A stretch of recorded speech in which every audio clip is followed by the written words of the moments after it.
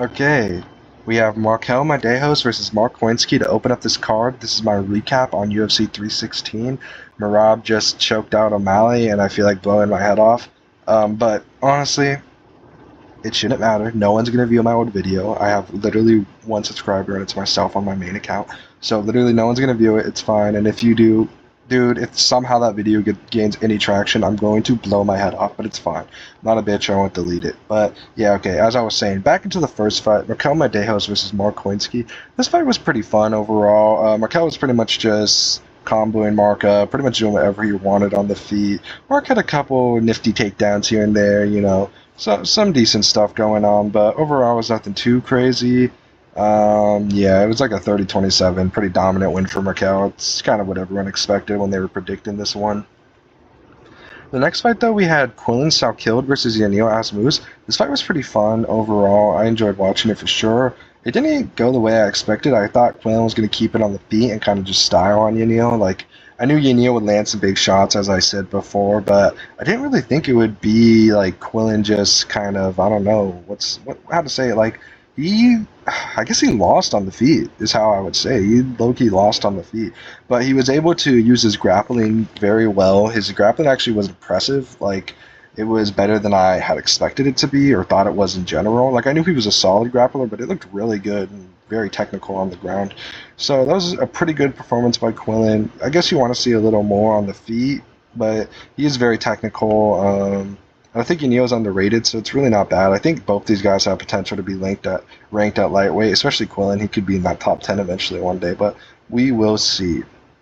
Next fight was Jo Seung Yo versus Jacare, and this fight went about how everyone expected. Well, I didn't think it was going to be a 30-second KO, brutally, but it was a good fight for the 30 seconds it lasted. You know, Jacare was just coming in way too hot, and Jo Seung hit a disgusting backstep like left hook and just fucking dropped him. Not even dropped him. He put him out cold, face first onto the mat. It was disgusting.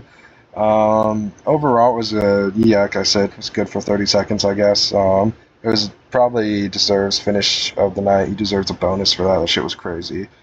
Overall, yeah, it was great. Next up, we had Kong Wong versus Ariana De Silva. Yeah, Kong Wong dominated her. I mean, who expected that? It was weird, though, because she had a moment where she had the finish on, like, a silver platter, but she didn't get it. But, yeah, overall, she just dominated on the feet. Who the fuck cares? This fight, whew, this fight pissed me off, dude. Chaos Williams fucking sucks, dude. Now, Andreas Gustafsson looked good. He looks like a little underrated, but I don't know if this guy will ever be ranked, bro. If this dude goes against any good striker, he's getting lit the fuck up, let's be honest. And Chaos Williams is just dog shit, dude. The fact that this dude was walking forward at him the whole time, hands down, and this dude couldn't find one counter shot. It's not even the fact that he didn't knock him out. Like, I'm not even saying that. It's the fact he didn't even find one shot that even hurt him or even sent him backwards a little bit. Dude, Chaos Williams is straight fucking dog shit at the sport. Just retire, bro. Wrap it up. Jesus Christ, that shit made me so mad. Like, I know I picked Chaos, and that's probably why I'm crashing out so much, but dude, how do you look that bad? But Andreas Gustafsson may be a name to watch. I don't know, though. His style is really interesting for the weight class, especially. There's a lot of power, and I feel like one day he'll get chinned. This fight was a little quote-unquote controversial, I guess. I think Waldo won rounds 2 and 3. Not clearly. 3 was close, but I still think he won the round. The one moment in 3 where he was quote-unquote wobbled, he was faking it, and I think the judges picked up on that, so hence why Sergey didn't win the round. Or no, Sergey won 3. Yeah, scorecards. Sergey won 3 on every card, and Walter won 1 on every card, which is so retarded. I think it's the other way around. I think Walter 2-3, Sergey round 1 is how the cards should have went. But yeah, they probably saw the wobble. That was so stupid by Waldo, excuse me. Like, dude, why are you acting like you're not gonna finish him? Fucking moron. That shit was so brain dead. But I do think he won the fight. It's whatever. You can live with it. Overall, yeah, it was a pretty shit fight. It was not that fun to watch at all. It's just kind of a jab off. First round was okay, but yeah, like I said, Sergey Spivak kind of sucks at fighting. I told you guys he's not good. He's really not. He beat Mason Tabura, and that was it. Azuma versus Benson. Yeah, I mean, completely dominant win. Like, everyone expected this. This was the prediction. I literally called it. I said he was going to work in either complete domination UD or first couple round knockout, and he knocks him out in the first pretty easily. It wasn't really close, even with a 10-inch reach disadvantage, which is fucking hysterical. Yeah, overall, just easy win for Azamat. He really doesn't. I don't know, man. Give him a ranked opponent, for fuck's sake. Like, come on. He's like 36. Super entertaining to watch. Okay, and then the prelim, literally, I broke this fight down to a T. I predicted it perfectly. I said Joshua Van was literally just going to style on him. He broke the record for knockdowns at flyweight with 4, I think.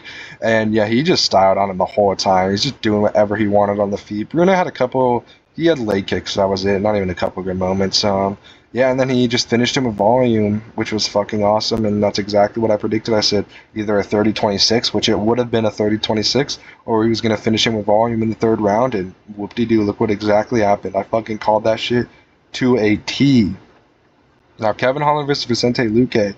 I called this fight pretty well, too. I said, I don't see a way where Vicente Luque really wins. I said it was possible, but I doubt it. I just said he wasn't how he used to be, and I said Kevin Holland's range was going to be too much for him, which, yeah, it was. Luque closing the distance was getting him hurt pretty much every time he tried to close the distance very well. And, yeah, it was bad for Vicente Luque. He had a couple good moments. I think he wobbled Kevin like once, but, yeah, Kevin eventually jumped. Luque kind of got like top control somewhat, and Kevin jumped an anaconda choke, and yeah, he just got him to tap. It was an impressive moment by Kevin. I'm glad he's finally sticking to welterweight. This dude could be a top 10 welterweight. Like, he has the skill set to be. He has great finishing ability.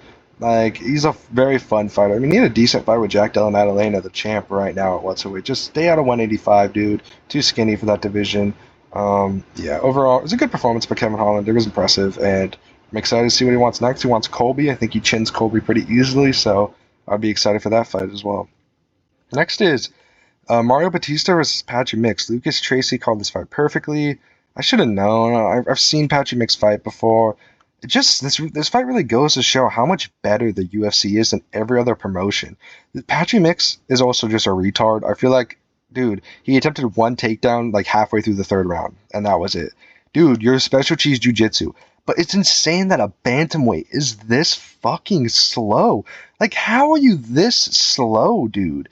He was literally moving like a fucking tired heavyweight in the first round. I don't understand how a pro fighter who was quote-unquote champion, dominant Bellator fighter, whatever, is fucking this slow. I'm faster than this dude in a cage. I swear to God, it's insane. Mario Batista literally had 40 strikes plus every round. He is a solid striker. He should not be doing that to you, dude.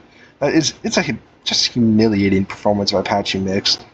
Get out of the UFC, honestly. He's not going to beat any good striker with takedown defense. Literally any good striker. He had a good moment at the end of the third. I think Mario was kind of gassed, but yeah, I mean, pathetic performance by Patchy. I don't know why I picked him.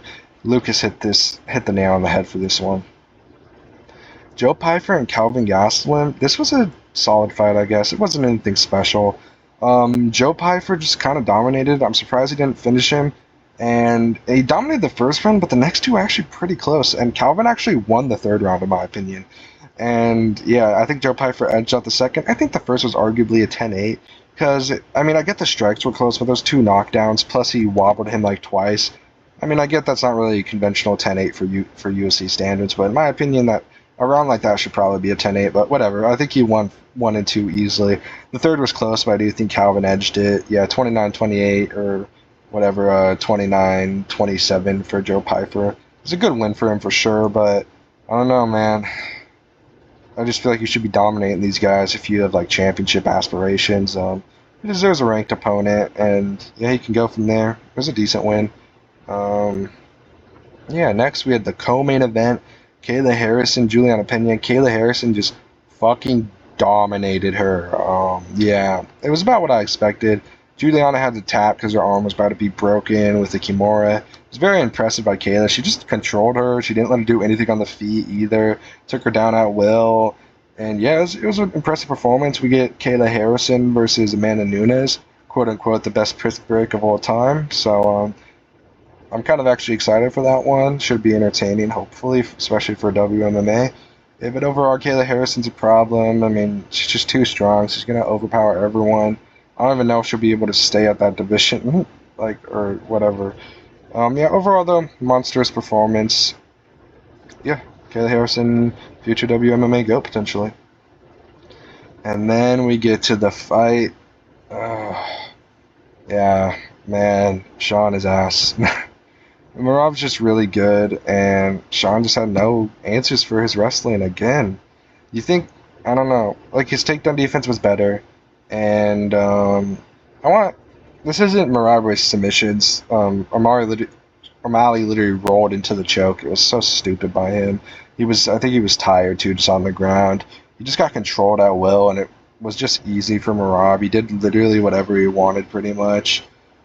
Yeah, it was pathetic. I think Sean arguably won the second, I guess, if I want to take any solace in this, like I predicted he would. I said that honestly, my prediction was pretty good overall until the third round. I predicted Marab would win the first round, could get a takedown or two and control him for like a minute or so, and not much would happen. I predicted the second round would be a close round, but I thought Sean would kind of have a bigger moments and win it, which you can argue he did that. I think Marab probably won the second round, but it was close. I think I'll lean Sean. I think he landed like one or two bigger shots, but yeah, who really cares? And then the third, I predicted Sean would stuff the takedowns, which is where my fatal flaw came in. I was predicting it perfectly up to that. He got taken down easily. Not easily, he stuffed it for like a second, but then Marab transitioned into a single leg, which was impressive, and took him down, controlled him, and then Sean used all his energy trying to get up. He should have just honestly accepted the position, but here nor there. And Marab found an anaconda, or not an anaconda. What the fuck was it? Oh, I can't remember. Fucking whatever. He had a choke in, and Sean had to tap. It was pretty pathetic performance by Sean. He looked even worse than the first fight. I mean, like you rolled into a submission. You got finished by Marab. That is pathetic. I don't care. Like Marab obviously isn't hunting submissions, dude. You have to be fucking truly stupid to roll into one, and it was. He exhausted himself, wasn't paying attention, and then he rolled into a choke. He should have went unconscious. You know, it's easier said than done, but whatever. Sean obviously needs to move up the featherweight now. He's too skinny for that weight class. The fact Marab picked him up and dumped him, bro. Like, I get when he did that to Cejudo. Like, he's just... And then he has 2 losses to the champ. Yeah, time to move up to featherweight, especially since featherweight is more of a striking division, and you need to put some muscle on. His power just isn't translating as well as it has before in these last 2 fights. Last 3 fights, really. Couldn't even knock down Vera. Yeah, I think it's just time for Sean to move up, and I think it could really help out his career a lot, to be honest. Like, I'm trying to think. Featherweight is a very striking heavy division. It's not that Sean's grappling is complete and utter dog shit. It's just Marab is too good there.